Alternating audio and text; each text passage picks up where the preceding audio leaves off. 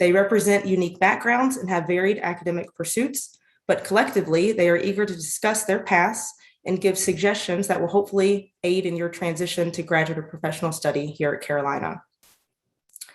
After introductions, we'll start with a few predetermined questions, including some that were submitted through our Qualtrics survey. And then we'll open it up for questions from the audience. Please note that the chat feature will not be available during the webinar. Please submit your questions using the Q&A tool. You're welcome to submit questions anonymously, and if you would prefer to do so. And you can also upvote questions that you would like to hear answered live. We will do our best to get to as many questions as possible during our limited time together today, but we do plan to collect all questions and put together an FAQ section within the orientation website in the coming weeks. Please also be mindful that this is a multidisciplinary panel, so the students are representing different programs, and as are the audience members, of course. So we'll try to keep that in mind when we field questions and answers. To get started, I'd like to ask each panelist to introduce themselves. Please share your name, hometown, program, and either something you like about UNC or something you like about being a graduate student. And we'll just go in alphabetical order to get started. So we'll start with Deborah Barron.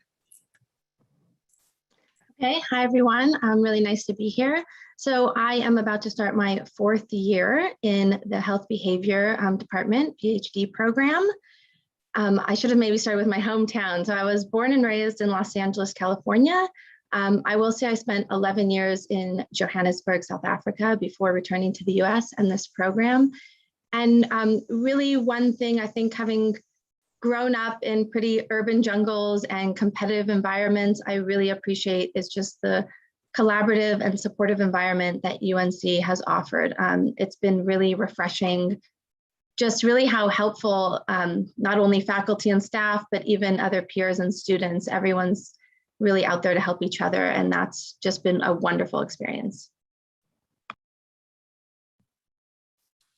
Thank you, Deborah. Alex? Hi, my name is Alex Goldich. This is what I look like, but I have to wear my mask right now. I'm originally from Syracuse, New York, and I am in the PhD program studying French language and literature through Romance Studies. And something that I really love about UNC is just the access I feel I have to the world. I feel like the world is at my fingertips. UNC is so involved in so many things, and it's so easy to access anything and everything that you could possibly be interested in here. Thank you, Alex. Kiara? Hi, I'm Kiara, and I am about to start my 4th year in the Occupational Therapy, Occupational Science Department. Hometown is Fayetteville, North Carolina, and something that I like about Chapel Hill area, I guess just the location, as Alex was saying, everything's at your fingertips. I think that's also the case when it comes to just different landscapes and different access to different nature scenes, being that we have a lot of state parks in the area and we're not too far from the beach and not too far from the mountains. So something very much that I've taken advantage of. Thanks, Kiara. Neil? Thanks, Kate. Hi, everyone. My name is Neil Swami. I'm a 4th year Doctor of Pharmacy and Master of Public Health candidate. My hometown is Shelton, Connecticut. And what I love about UNC is, I would say, the emphasis on serving your community. I think no matter what graduate program you go to, you'll find that students are always taught how to apply their skills and knowledge towards serving those outside of the institution. And that could be at the level of Chapel Hill, Carrboro, and Durham, across the state of North Carolina, across the United States, or even internationally. And so the opportunity to connect with graduate students who have that service-based mindset and genuinely care about making a really positive difference in communities that may be different than their own, I would say that's what really gets me up every single morning and makes me excited to be a grad student here. Thanks, Neil. And last but not least, Graham. Thanks, Kate. My name is Graham Zulu. I'm a 2nd year PhD student of social work. So I was born and bred in Zambia, Southern Africa. And something I like about UNC is that the international collaboration it has, and it's the best universities. I mean, it's one of the best universities in the country and the world at large. And it's also green. There's lots of trees around here. I like that. Thank you. Great, thank you all. Okay, so now to get started, I'd like for the opening question, if the panelists could just simply answer advice, just general advice you would give a first-year student coming into graduate study here at Carolina. Kiera, could you mind getting us started? Sure. I was thinking about this earlier. I would say the first bit of advice I would give someone is to make an appointment or visit safely, however you can, with the library, as there's just there's so many resources that we have access to as students through library services. And like, I feel like I'm always still learning. There's plenty more I'm sure I'm unaware of, even though I have gone to the library services. So that would be my first bit of advice, is to just meet with someone who is very familiar with the services you have access to, because you're going to still learn more about it, but it's helpful to get a little taste of what you have access to now that you're here. Great, thank you. What about Neil? Could you? Yeah, happy to. I would say my biggest piece of advice would be to find ways to branch out beyond your academic program. That could mean clubs and extracurriculars at UNC-Chapel Hill. I'll plug that I'm involved in the graduate and professional student government and have learned so much from that organization that I haven't learned from the classroom, as much as I love my program. But that could also mean getting involved in your local community, whether it's through volunteer work, taking up a job, part-time or full-time, that's not related to the scope of your studies. I think it's just a good way to nurture your mind and soul and to meet new people who may have perspectives outside of the program that you're in. I think sometimes graduate students, it's easy to forget that just because you're not an undergraduate student anymore doesn't mean that you have to completely dedicate all of your time and energy towards your studies. You're still a person beyond that. And there are so many opportunities here and in the local community for you to get involved. So make sure you treasure those and explore those while you're here. Great, thanks, Neil. Alex? Yeah, I really agree with what Neil said. When I first came to Chapel Hill, I made it a point to try as best as I possibly could to treat grad school more like a job and less of an all-encompassing, life-defining thing than I did with my undergraduate career. And I think that really helped me be a better, more well-rounded person. And I also think, there are tools at UNC that are readily accessible that can help you do that. So for me, my first week here, I went to CAPS and I was like trying to get in touch with a therapist in the area and getting involved with going to the gym and the workout classes. When are you going to have free therapy and a free gym ever again? Thanks, Alex. And CAPS stands for, because these acronyms, as current students, we get comfortable with our acronyms. So what is CAPS? Counseling. I'm saying it like I know it. Is the C for counseling or Carolina? Counseling and psychological. Perfect. Services. Thank you, Alex. And Graham, would you like to share any advice? Sure. So I would like to say that be open-minded, so this is what I usually tell students or fellow students, so to speak. So you see this circle here, this circle right here, or let me put it this way. So you see this, it's not a perfect circle, but this circle tells us what everything is within the boundaries of this circle. Outside this circle is what you do not know. So being open-minded simply means to step outside this circle, no matter what. It may be something that you don't agree with. Try to understand what someone is saying. Don't be like, okay, I don't want to talk to you because you have a different opinion on this and that. Try to understand someone. And this stems from being empathetic. If you're empathetic, you tend to understand someone without judging them. You go like, oh, okay, so they believe that there are ghosts around. All right, that's cool. You are not judging them. You tend to understand what they're going through or being in someone's shoes. So be open-minded. And I would also say embrace being a student. It's fun being a student. Like one of the panelists said that go out, hang out with people, go to the nightclubs. If you go to nightclubs, just be happy. It shouldn't be like just books, things, homework, whatever. go out there, explore the area, meet new people. I'm one person who talk too much. I do talk too much. I can go outside and talk to anyone I want to. I know some people, they're not friendly, but I try by any means to talk to people, when I'm on campus. So be open-minded and embrace being a student. Thank you all wonderful advice. Thank you. Kind of on the flip side of that question, what are some specific things to avoid or some common mistakes for the first year? And you could maybe speak from personal experience or just observations from others. Would anybody like to jump on this question? I can start us off quickly. I think maybe to answer the first one and this one, I agree with a lot of what everyone said, getting out there. And so I think a big mistake that I have seen people make is they do really just stay in literally the one building that their program is in that first year. And I think we can all appreciate a lot of times you do have these required courses and that can kind of keep you physically in one place. But I think we're all saying it and we can't say it enough to just get outside of your building. And for me, that was a quest for the strongest coffee on campus. And that really motivated me. And I'll give you a hint. It's really, most of the best coffee is around the med school because those med students need a lot of caffeine. So whatever it is that's going to motivate you to get out of your building. But I would also say just thinking about all these resources, for me, I think it's also just, don't wait until something's a crisis, right? To seek out help and ask for questions. And a quick example, for me, it was my first time really teaching and serving as a TA, as a PhD student. And grading was really daunting that I was now going to be grading other people.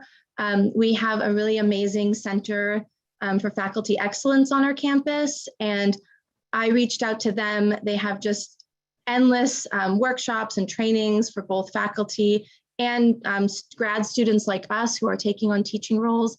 And so that just they really helped me get the skills and the confidence I needed to fulfill that role. And reaching out early was so beneficial. That's a really good point, Deborah. I think that oftentimes we're so reactive and it's very good to know of your resources, know of your options before you get into a hole. So thank you very much for sharing. Would anybody else? I'm happy to add something. I guess a piece of advice would be to make sure that you're putting your personal needs and your personal life at the forefront of what you do, right? Obviously recognizing that you will have obligations and demands that accompany the primary reason that you're at UNC. So I guess to flip it to the second question, right? I guess something not to do is be so giving with your personal time and energy that you're not able to explore the hobbies and interests that you like outside of your work and just feel like you're taking care of yourself. One thing that's been really important for me is to use my weekends in a way where I don't feel like I'm doing the same thing all the time. And so this is so nerdy, but I'll share it with you all. Don't tell anyone else. But I really like to garden. I like grow, houseplants on my deck. And so that's been a fun hobby and a way for me to kind of interface with the local community because there are lots of cool, what's the term I'm looking for? Like family owned or local, like gardening stores where I can pursue that hobby. Again, that's just an example. I'm not expecting everyone to be growing tons of fruits and vegetables in their backyard, but an opportunity to maybe explore an interest and just kind of feed your mind outside of the work that you do. Thank you, Neil. Would anybody else like to go ahead, Graham? Yeah, so I can add on to that. I think one of the things that students do not really understand when they're in first year is embracing failure. Failure is one of the, should I say, factors that helps us understand certain things and improve ourselves, even improving our confidence in whatever we're doing. As a student, you are a student. Don't forget that. You are in the learning process. You are learning things. So when you fail, it doesn't mean you are nothing, you are dumb, you are stupid, or whatever. It's a process. Try to embrace failure, learn from it, and move forward. You know, if you have that kind of mindset, I tell you, you're gonna break barriers in your life, embrace failure, and move forward. That's all I could say about that. Thank you, Graham. All very good points. Good pieces of advice. Now for a question that we posed with the faculty, I think it'll be interesting to get your all's perspective as well. When we think about mentoring and an advisor, some advisor positions are assigned, some of those are handled differently by program, but when we think about mentorship, could you all speak just a little bit about what students should look for in a good mentor or advisor, which doesn't necessarily have to be the same thing? I think I can start. Sure, thanks. I came to Carolina really thinking that I was going to work with one person. I was really like devoted to that idea. And that person just didn't have time for me. And that's okay. And I think something that's really worthwhile in looking at an advisor is someone who has the kind of flexibility that you need. So if you really work well with deadlines, find someone who also will work well with deadlines, or things like that. I think my current advisor really helped with my personal way of working. He was like, we don't have to do deadlines. And I was like, please give me a deadline. And he did, and held me accountable for that, and he was flexible to the way that I work and learn best. And I think that that's something really important to look for in someone who you're going to work so intimately with. It's so important, Alex. We often talk about fit within a lab or within an advisor. It's so important, almost like a therapist. I mean, it's really about that connection and that style, the approach. So thank you for sharing that. Anybody else?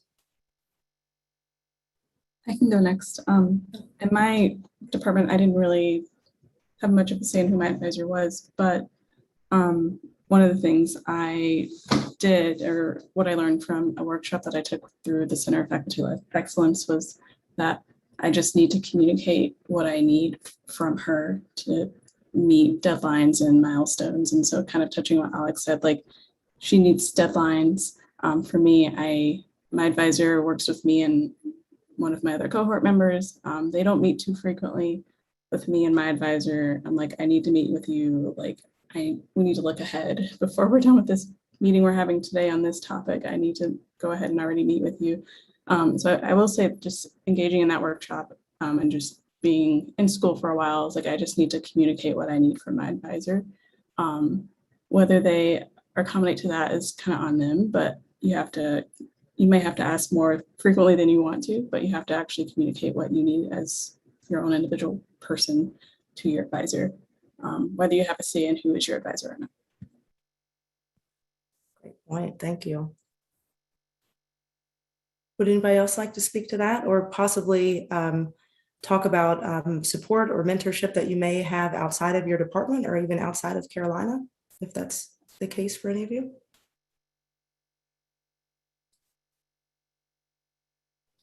I'll speak again. I think it's important to have more than one mentor. Of course, you'll have your mentor in your department, but like I also have mentors not related to graduate school. I participate in mindfulness meditation, so I have like a community of that group of people and who I contact when I'm really stressed, and I kind of look at them as my mentor there. I have friends who live across the country, and we Zoom maybe a couple of months, but we have this connection to where like we're going to check in with each other, and I view them as kind of my mentor and like checking in on life updates. So I would just, to answer that question, have mentors outside of grad school that have nothing to do with grad school, especially in times like these. It's been really essential. Yeah. And just to add one more layer. So for me, I'm also a parent. I have 2 kids, and I came into my program with my kids. And so for me, it was also really important. My advisor is also a working mom, and that's been really valuable to me, having an advisor who understands that I'm balancing and juggling a lot of things in my life. And in fact, my entire dissertation committee is moms. And that's a little bit by chance, but think about whatever your life needs are, not necessarily you're a parent, but whatever that looks like for you. And finding people who maybe that's not their lived experience, but they at least can empathize and, respect and appreciate what those needs are going to look like for you, and what that's going to mean as you go through your program. So that's been really important for me. Yeah, I wanted to add on that. So I've got 4 mentors actually. 2 at UNC, 1 at Howard University, and the other one at University of Denver. So they all have different, responsibilities and duties. So what I'm trying to say is that you need to have a mentor or a faculty who understand your well-being, someone who understands mental health, so to speak. For example, my 2, actually I've got the best mentors at UNC, let me give them that. So every time, because we meet twice every week on Fridays. So they totally understand my work. And for the good thing about it is that whenever I work more than the actual hours of the week, they become concerned. They're like, you don't have to do this. When you're done with your 15 hours, just stop working, do something else. I like that. Some people are not, or some faculty, they don't care about your mental health or your well-being. So you need to have mentors who understand your well-being, who understand your capability as well. I'm glad that I've got mentors who understand me and they want to see the best in me. Also, it's not always about the fit of your research interest. It's about the relationship you have. It should be professional. At the same time, it should be personal relationship you have with them. Because if it's about professional relationships, it's more kind of a master-slave relationship you have. Someone needs to understand you as a human being, not as someone to be used. Some people would say, if you are not being used, you are useless. Some people say that. But the most important thing is that someone shouldn't be using you because of your skills you have. They should understand that you're a human being as well. So you need to understand those variables when you're coming across your faculty and all that. If you see those red flags, you have every right to discard those professors or faculty. So I'm giving you this information because I've seen students complaining about their mentors and they have nothing, they've got nothing to do about it. Let me put it that way. So please try to find someone who understands your life as a person, not just as someone they can use, in their, whatever they are doing in their work life. Thank you, Graham. Now, this certainly has, the last year and a half, certainly been challenging, to say the least, for many of us or all of us. And it's an interesting time to start graduate school. What, even beyond the pandemic, there are going to be challenges that you'll face academically and personally and otherwise. Who can students turn to for help? Where are the resources on campus when students are in need?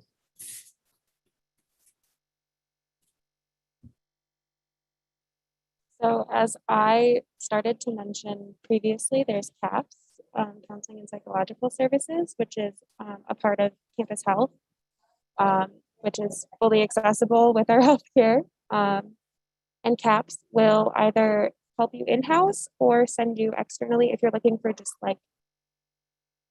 consistent therapy, not dealing with an immediate crisis. They will send you to someone in the area because a lot of people who work in CAPS are graduate students and they don't want your therapist to leave you.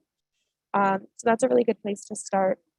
But I also think, as everyone else has said, just relying on your mentors and finding, people around you. You never know where someone who you can get really close to is hiding. I think that that's really important. If you feel like you could develop a relationship with someone in your class, even get to know them, follow them on Instagram. You never know, like they could be a really good friend. And I think in a lot of ways, friends are the best support system, whether they're at UNC or outside of that. I'd love to build off of what Alex said. I really do think that your classmates, and classmates does not have to be limited to the academic program that you're in. They can be the biggest support system in your time at UNC. And there are so many of us who recognize that, particularly amidst the pandemic, connecting with other students and finding people who have common interests has been more difficult, right? Because we haven't been able to interface in person in the way that we've been doing prior to February or March 2020. And so, just to put a plug, an initiative that the graduate and professional student government has been working on is developing a platform called Grad Connect. We're hoping to launch it in a few weeks. And the idea is very simple. It's that it is not a social media, but sort of an online space for UNC graduate students to safely and openly connect with one another. And it could be as simple as, let's say you want to go to, an event that's happening in Durham. You can find other graduate students who are interested in that and connect with them that way. And so I think that's an example of how students can benefit from connecting with other graduate students. I can say from my own personal experience that the friends that I've met in my pharmacy program and my public health program are not only, inspiring professionally in terms of I've learned a lot about my professional journey and my goals from them, but they've also just been really great people to turn to when I'm stressed, right? So we know that mental health exists on a spectrum. Some people will find benefit in seeking psychological and counseling services. And I 1000% encourage you to seek those resources out, because the folks who work at CAPS really do care about the student experience and care about matching you with resources that cater to your specific needs. But I also know that there are students who just want opportunities to not think about their academic program or to let go of stress in their day-to-day lives. And so connecting with other students is a great way to do that. And I can guarantee you that no matter what your interests are, or no matter how niche you think your interests are, there are going to be a good number of graduate and professional students across campus who share those interests and are interested in helping you grow in those. Thanks, Neil. I'll just tag on to that. And so there are also other resources. We have a great LGBTQ center on campus. There's also the Women's Center. So if you're someone who's dealing with domestic violence or has a sexual assault situation, or you're someone who wants to provide support to those students, and there's training on, how to be a peer counselor in those situations and how to offer support. So I think there's many different resources, both formal centers and informal, like what Neil's talking about, and both in terms of receiving support, but also, again, as grad students, many of us are going to be taking on these leadership roles, and we ourselves are also going to be supporting undergrad students many times, or master's students. And so it's also two-way. That's also another way to build community. So I just wanted to mention those other resources. And actually just one more resource, because it's one I've used a lot. There is a great initiative called First Gen. So First Gen grad students.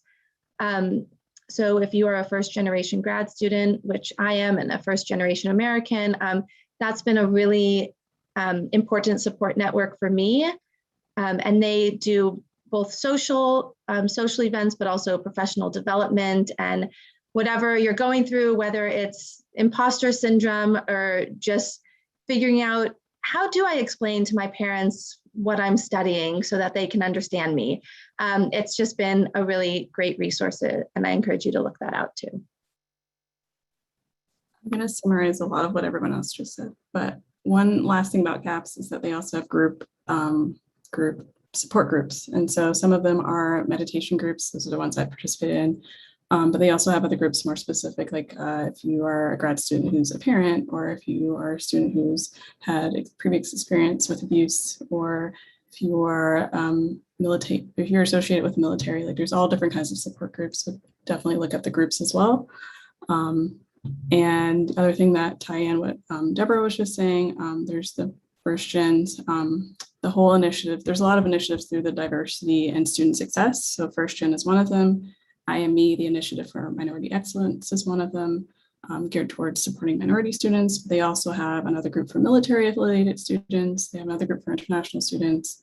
So there's a lot of initiatives through there, and I think someone shared the link already through that. So I just want to say that if you kind of go to CAPS, there's more than just one-on-one therapy. If you go to diversity and student success, there's more than just first gen. So there's a lot of different groups you might be helpful that you might be affiliated with. Thank you all so much. Being new myself, I'm still learning, so it's great to hear about all these resources and opportunities for students. I'm going to turn now to some questions that we received in advance through a Qualtrics survey, and then we'll open it up for live questions from the audience. Let's see. So this first question, having more work and less guidance, how did you find success while attending graduate school? That's definitely, it's definitely a difference between undergrad and grad, and definitely on the grad side, once you get out of coursework, we hear that a lot, you lose the structure. So all of you all are at different points, but if anybody would like to speak to that. I'm happy to start, and I'll preface by acknowledging that I'm someone who, I'm not a research-based graduate student. I'm a graduate student who takes courses, and so I know that my experience may not be identical to everyone on this call, but I think really focusing on how I managed my time, as sort of ominous and as that sounds, has really been sort of the key strategy that I've used to manage the increased workload. And so I keep, and this is the style that works for me. You may find something that works for you, but I keep a written planner. I put things on my Outlook calendar that's connected with my UNC email address. I intentionally have times in the evenings and on the weekends where I turn off email notifications, because I know that the emails will always be there waiting for me and I can answer them during business hours. I know there were questions in the chat about how you manage with larger volumes of reading. And I think, in my experience in public health and pharmacy, it's really been shifting away from some of the tactics I use in undergrad, where maybe I was expected to read a chapter for one of my classes and I was taking really detailed notes about the entire chapter. And now in graduate school, I have to be really intentional about how I use my time. And maybe it looks like, what you might consider skimming, right? But that's a more useful way to pick up the material, particularly when the volume of workload is higher.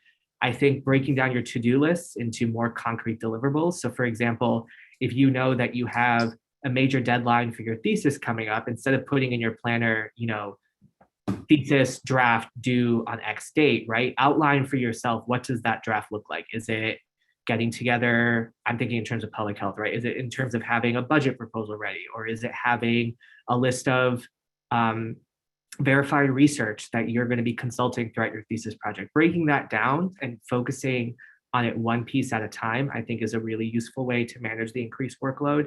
And also remember that you're not going to get it all right in your first semester or even your first year, and that's okay. I think it's easy to forget the level of mental and emotional energy that you will be expending as you're transitioning to graduate school. So give yourself, as hard as it is, right? Because you're here because you're a high achiever, give yourself some grace and recognize that that transition process is going to look different for everyone. And it might be, 1 or 2 years into your program when you find a study strategy that works for you. But, that's part of the learning journey, I think. Just one resource we haven't mentioned yet is the Writing Center. And that's another just incredible resource on our campus. And they do writing boot camps. They used to be in person.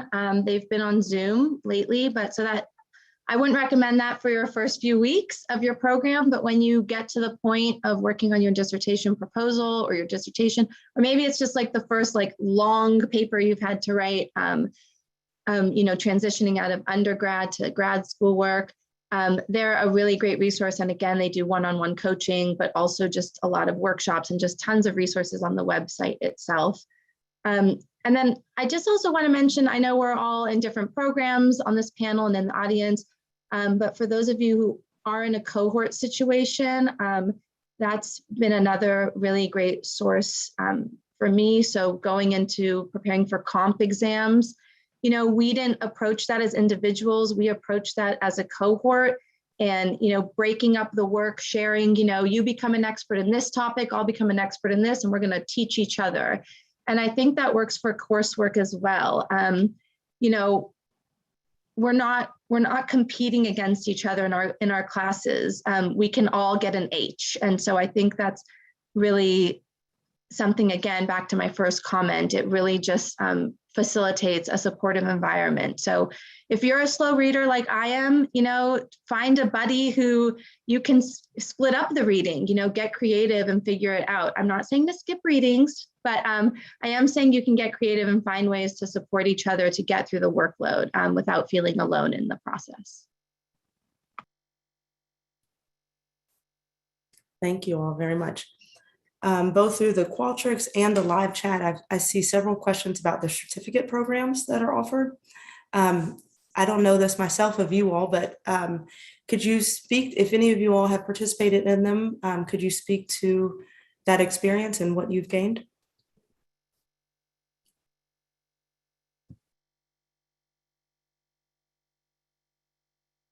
Are you gonna go, Deborah, or me? You can start. Go for it. Yeah, so Deborah and I think you're taking the same community participatory research certificate program because we were in one of the same courses at the same time, decolonizing methodologies. And yeah, I forget exactly the question, but I think it's what we're getting from it. I think someone touched on just getting out to meeting others, just taking other classes if your program if you have space for it, depending on what you're studying. Just being a part of the certificate program allowed me to be in this course where no one in my department was in, and I could make connections with other students and other schools of thought as they helped me put together my ideas for my future research, and I influenced their ideas for their research. It was a really good bonding experience, but I would love to hear what Deborah's take on her experience in the certificate program. I think just quickly, it's called the Grad Certificate for Participatory Research, but yes, it's really interdisciplinary. And for me, as someone, and maybe Kira as well, who identifies as an activist scholar, it was really important for me to find other like-minded folks across the campus who, as Neil said, are really, service and community based and want to sort of, give back and, just let's be real, like not just be in an ivory tower, sort of isolated and away from the world around us. And this certificate program has really provided that space. But I know there's definitely other certificate programs out there. So that's just one, but it's just another way to sort of engage and meet people across different disciplines. Sure, thank you. And they do post on your transcripts. And so it is something nice for employers to see an added layer of expertise that you've gained while studying. Okay, another question. What is your top specific and actionable productivity or time management hack? I can start this. One of the best pieces of advice I think I ever got was from an old mentor. And she said that her goal is to work a French work week, which is shorter than the US work week. And obviously that's not always feasible in graduate school, but I think that there are actual apps that you can get on your phone where you can like log like a timesheet, just like you would for work, to keep track of how much work you're doing and to help prevent you from bringing it home. One of the rules I set for myself is that I will never, ever, ever do work in my bed. And I think that really helps me get it done because I don't want to go to bed until it's done and it's not coming to bed with me. And that really helps to keep me on task if I have to-do lists alongside of that, like this is when work ends for the day. I like that, Alex. I'm gonna try that. No work in the bed. That's good. What else? Anybody else have any other hacks? Neil? Yeah, I would say make what I call really intentional tiny to-do lists. And so I kind of have it here. I know no one can really see it on the screen, but this is my, oh, well, now I have a blur, never mind. So in my written planner, you'll see it's a bit chaotic, but I keep to-do lists of all the little tasks that I have to do throughout the day, and that helps me stay focused. I also, when I have to read for classes or when I'm studying for an exam, I literally turn off my phone. And I think that is a huge life hack that everybody should be doing. It was very hard for me to start doing. So I'm not going to fool you and make it sound like it's easy, but it really does make a big difference because then you're able to focus on the task. And if you have something to do that you know is going to take you a really long time, like reading for class or studying for an exam, for every, you can set goals where you say for every 30 minutes or every 45 minutes that I dedicate to this, I'll take a 5-minute break and start that way. And you'll find a strategy that works for you. Maybe you'll be able to go a little bit longer, or maybe you'll have to go a little bit shorter before taking breaks, and that's perfectly okay. But those tiny to-do lists are life-changing. Highly, highly recommend, because it makes it a lot easier to get things done in a very focused way.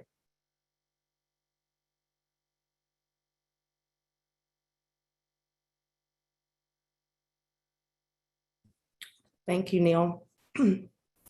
We touched on imposter syndrome a little bit, and we talked about it in the faculty panel as well.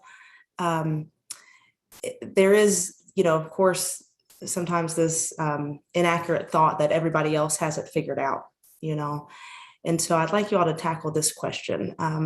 When would you be worried about not having a well-defined research question? How much time is there to explore before committing? I can start with that. Sure, thank you, Graham. So, because my program is mostly about research, so I think I can give some good tips on that one. So you don't have to worry about it. So here's the thing: when it comes to formulating a research question, of course you have a general question in the first place, but it's not always that you're going to end up with the same question. Because what happens is that when you have a general question, you start reading about the topic itself. And when you start finding gaps, that's when you narrow it down to those gaps you find. So you don't need to worry about it. You can have a general question. Then once you start studying about the topic, the literature and all that, you come across gaps and they will define your question. So don't worry about it. Just have a general question and read more about the topic you're looking for. Yeah.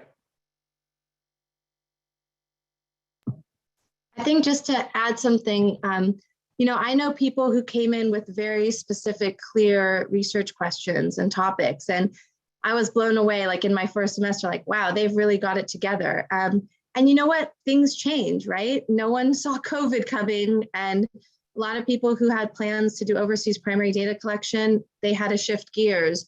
Or someone, a friend of mine just couldn't get access to the data she wanted to do. It was county records, but they weren't public records. And she thought she'd have access and she didn't get it. So she had to literally change her dissertation topic. And I think that's just reality, whether you're a student or faculty.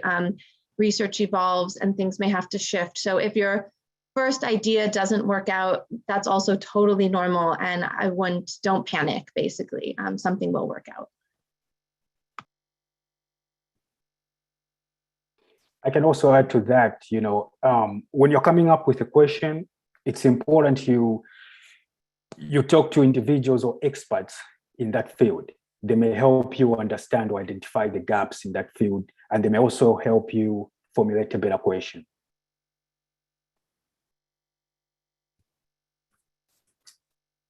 Thanks, Graham. Anybody else? Is there anything you wish you knew as an incoming graduate student that you discovered on your own? Like non-campus related resources or any hidden gems?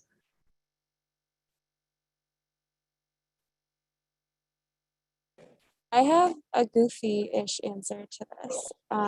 So I am known among my loved ones as a pizza fiend, love pizza.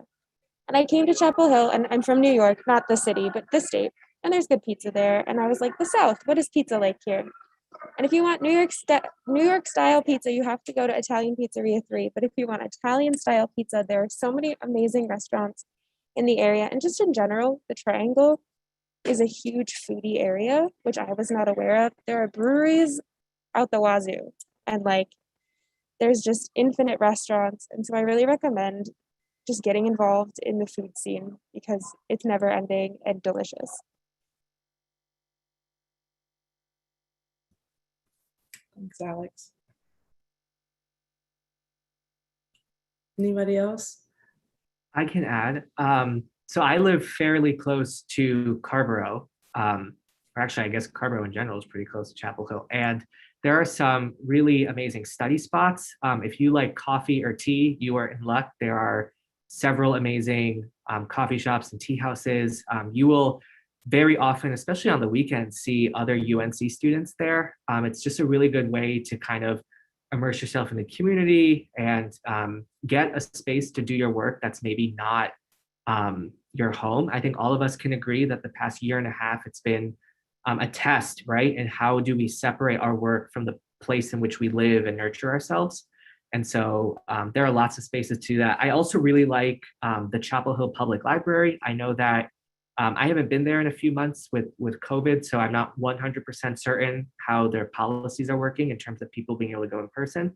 But if you are able to go, amazing space, huge, lots of seating, very quiet, and just a great place that I wish I knew about when I started graduate school.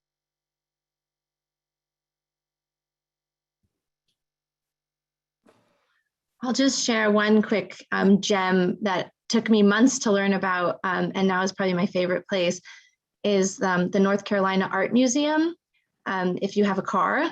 So it's free, and so not only is the museum itself great, and they have sort of exhibits coming through, but they have a just huge outdoor area with an amazing sculpture garden and lots of trails, and it's just a brilliant place. Whether you're on a date or with your family and kids, or just friends picnicking, it's like a really amazing space. And even during COVID, it was an outside space that, for most part, felt safe. People are masking, there's just enough space to give each other space. And so that's been a real just escape place for me and my family that we've really appreciated. And I would definitely check that place out.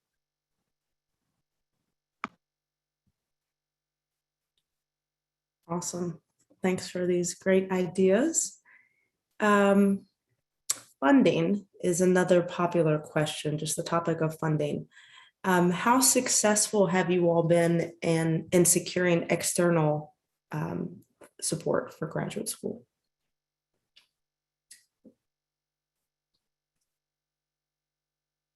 Maybe you can speak to the process for applying and different opportunities that are available. One thing that's really highly utilized if you're studying a language that's considered understudied, I guess, by the United States government is the FLAS, Foreign Language and Area Studies grants that they offer. And those are really helpful, especially because a lot of the graduate programs have language requirements, and so you can get year-long funding to study these languages like Arabic or Russian, or there's infinite options with language, and those are funded through the different area studies programs and really helpful. I just had to find the name for the thing I was thinking of. UNC has, I know I'm in a listserv where I'm always getting emails about applying to funding opportunities, and UNC has like the Graduate Funding Information Center. And so I think you can sign up for the listserv and still get these emails. I know I get them all the time. And there's also just fellowships and funding through the graduate school. I think Kate might be more knowledgeable on that, but I know a lot of them that I've looked at are more like dissertation fellowships for like, as you're getting closer to finishing up your dissertation, you can apply for those. But yeah, I just know I get a lot of emails for things that don't really fit my research, but it's neat that I'm constantly getting information about it. Thanks, Kara. Yeah, there are a lot of resources through the graduate school and otherwise, but we have consolidated many of the external funding sources. And so there's the link was just dropped in the chat. Thank you, Elizabeth. I would say there's also like smaller opportunity, or I shouldn't say smaller opportunities for smaller funding. I applied and received some funding. It was called the Exploratory Pre-Dissertation Grant. And just back to the earlier question about, coming up with a research question, that's a really nice funding opportunity for people who are pre-dissertation and just need some funding to maybe do some initial field work, see what's feasible, things like that. There's different fundings also for like summertime or even dissertation completion funding. So I think if you narrow in and you think strategically about where you're at in your program, that can also be helpful, as opposed to just like, I need money for my entire 5 years here. That's another way to just sort of piece it up. And again, there's lots of workshops. I have applied and I'm now on an NIH grant. I got a fellowship grant, and even in my sort of second year, I went to a workshop run by the grad school that runs. And so that's just really helpful also. So there's resources to help you learn how to write those grants and secure those grants as well. Thank you. A couple of questions have come in from international students talking about their specific transition. I know Graham has mentioned a couple of resources, but Graham, could you speak a little bit more about just what it was like adapting to the US culture and advice for navigating Carolina once here? Sure. So I would say it wasn't really hard for me, so to speak, because like I mentioned in the first place, like if you're an open-minded person, it becomes much easier to adapt to a new environment. But of course, there are some challenges. I would say if you're an international student and this is your first time being in the US or being outside your home country, I suggest that it's important to humble yourself, because this is not your home, there's a different culture here. So it's not the same as where you're coming from. I would also say that try to join as many clubs or associations as possible on campus. In that way, you're going to learn more about American lifestyle. When you talk about American culture, actually, there is no such thing as American culture from my experience, because America is a huge country and different places have got their different micro cultures, so to speak. But when we talk about the culture itself, Americans love football. Where I come from, football, it's soccer, so to speak. So there's football, there's baseball and all that. So try to make friends with Americans, try to be friends with them. And with time, you'll be going to places like to watch football, to watch baseball and all that. Baseball can be a little bit boring, but trust me, you're gonna learn the American way. And you're going to understand what's like being in this country or being American. You'll be invited to Thanksgiving, there's like lots of food and be like, okay, we're just like the 10 of us and you are giving us food like it's a funeral. Where I come from, it's mostly at parties and funerals where you have lots of food. So you're going to learn about the American culture in those lines. And just try to be flexible. What I've learned is that Americans don't bite. Of course, you're going to find people are crazy out there, but the most important thing is that the majority of people you're going to meet on campus, they're just as nice as a puppy. They're friendly, you can just talk to them, just when you're even asking for directions, you can make friends out of that. I make friends when I'm in the woods running, when I just tell someone to say, you are doing great. Just like when they're running, they'll be like, oh, thank you. Just telling someone those good words, it uplifts them and you could make friends with them, so just be open-minded, try to learn more about the American culture itself. I know things are totally different, like where we come from as international students. As a matter of fact, everything is different. In America, they serve you lots of food at a restaurant. You go like, I'm not going to finish this whole thing, so you're going to learn about that. It's so nice learning new things like in America. And of course, you're going to come across cultural shocks. culture shocks, especially for those people who are coming from English-speaking countries, as in they use British English or the other forms of English. You're going to have those cultural shocks, like understanding the language in America. Sometimes you could go like, oh, what exactly are these people talking about? Even when they're speaking English, it may be like a little bit hard for you. But the more you spend time with domestic students, it becomes much easier.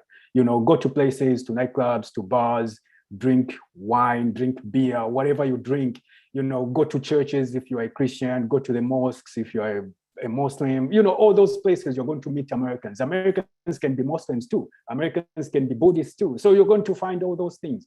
And I would also say that on campus, as a student, try to talk to your professors. Just make an appointment with your professor and just talk about anything outside school. Just have a conversation with them. It shouldn't be more like, oh, my grades, oh, the syllabus, oh, this and all that. Try to be outside the academia, just to converse with your professors. At the same time, make friends with your classmates, just talk to them, and at the same time, you could also, did I mention joining associations? Of course, you have to do that. Personally, with my experience in America, I've been here for like 4 years now. I've joined loads of associations in my time here, and I learned a lot about Americans. Of course, you can't know someone 100%, but I know a little about the American lifestyle. And I would also say that my favorite food in America is ribs, So if you're one of those people who likes barbecue and all that, go to the Pit. This is one of the best restaurants around the Triangle. That is, if you eat meat, if you're vegan or vegetarian, I cannot give you that form of advice because I'm not. So, but yeah, try to be open-minded, be open, and you're gonna learn a lot if you're just be free as a bird, So, but it's gonna be hard in the first place. It's gonna be hard, but you'll be all right. Thank you, Graham. I really appreciate that. So just in conclusion, I'll give everybody about 30 seconds to answer this question. Let's wrap up with, what is the most fulfilling moment that you've had thus far as a graduate student? And we'll just go back to our first order. Deborah, if you could get us started. Most fulfilling moment thus far. It might have been yesterday when I finally got IRB approval for my dissertation research. No. That's what I'm going with. That's fine. That's great. That's an important milestone. Thank you. Alex? As a graduate student, I've taught for the first time, and teaching can be really hard, but knowing that you've made a difference in a student's life when the undergraduate students or graduate students that you're teaching come to you and say, this class was great, you were great, you've taught me this, it feels so good. That's awesome. Very fulfilling. Thank you, Alex. Kiara? I think for me, I had to take a step back from organization since I'm working on dissertation proposal, but at the time before that, I was a part of this group called Stigma Free, and we kind of created this panel discussion with students and faculty members called Setbacks and Failures, and where it was just students and faculty members just talking about like, no, really, I failed a lot to get to this point, and being in a room with 40, 50 other students, like taking in everything that they're saying and realizing that even though it's very difficult, there's a light at the other side, and a lot of it is a longer list of failures than successes. But it was really enlightening for all of us to kind of be in that space and kind of taking in everything everyone was sharing. So. Certainly. Thank you, Kiara. Neil? Yeah, I would say being involved with the graduate and professional student government has probably been the most meaningful experience I've had. And when I ran my virtual campaign this past spring for the present position, just being able to interface with graduate students and talk to them about their needs and their wants and their goals was really refreshing. And I'm just really grateful that I get a chance to be a part of this organization and serve students, even to try and make a little positive impact. Thank you, Neil. And Graham? Sure. So this is outside academia. So I would say last week, usually, okay, let me just say I work out every day, almost every day. I try to complete like 100 miles per week. So last week I was running with a friend of mine, and she's a beginner, so to speak.